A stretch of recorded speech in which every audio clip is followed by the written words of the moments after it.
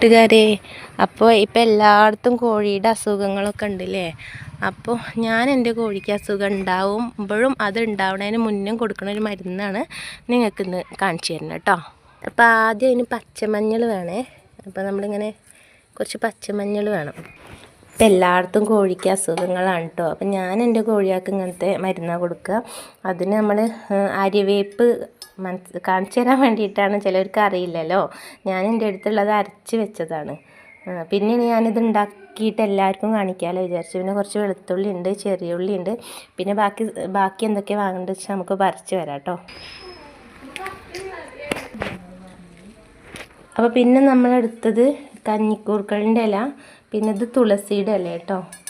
അപ്പോൾ ഇതെല്ലാം കൂടിയിട്ട് നന്നായിട്ടൊന്ന് അരച്ചെടുക്കണം. നമ്മൾ അരിവേപ്പിൻ്റെ ഇല അരച്ച് വെച്ചിട്ടുണ്ട് ആദ്യം തന്നെ. ഇതിലേക്ക് നമ്മൾ ഈ തുളസിയുടെ ഇലയും കഞ്ഞിക്കൂർക്കളിൻ്റെ ഇലയും വെളുത്തുള്ളി, ചെറിയുള്ളി,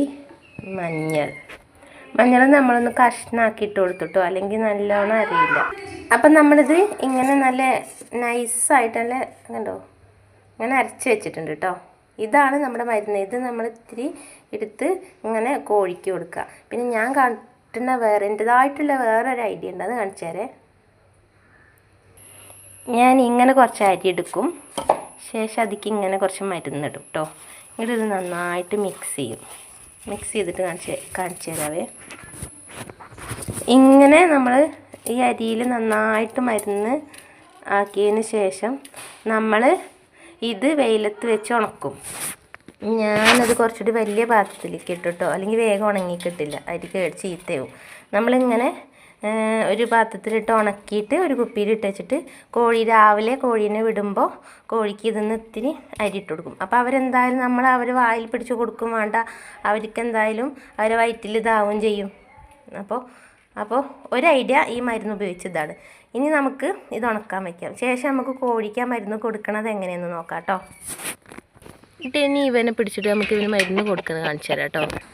ഇനി നമുക്ക് ഇവന് മരുന്ന് കൊടുക്കാം കേട്ടോ. ഇങ്ങനെ ഇത്തിരി എടുക്കുക, അങ്ങനെ കഴിച്ചില്ലേ, ഒരു പ്രാവശ്യം കൂടി എടുക്കുക. കുറച്ചെടുത്ത് അവൻ്റെ മേലൊക്കെ ഇങ്ങനെ ഒന്ന് തേച്ച് കൊടുക്കട്ടെ, മുഖത്തും. ഇപ്പം നമ്മളെ കോഴികൾക്കൊക്കെ മരുന്ന് കുടിച്ച് നമ്മുടെ അടുത്ത താത്താൻ്റെ കോഴികളൊക്കെ ചത്തിട്ടുണ്ട് കേട്ടോ. അപ്പോൾ അവർ കൂടി രക്ഷപ്പെടുന്നുണ്ട്. അപ്പോൾ നമുക്ക് അവർക്ക് ഇത്തിരി കൊണ്ടു കൊടുക്കാം. മരുന്നൊക്കെ ഉണ്ടായി കോഴികൾ അസുഖം വന്ന് ചാവണേന് മുന്നേ തന്നെ ഇങ്ങനത്തെ മരുന്നൊക്കെ ഉണ്ടാക്കി നോക്കണം കേട്ടോ. എന്തായാലും അവർക്ക് അസുഖം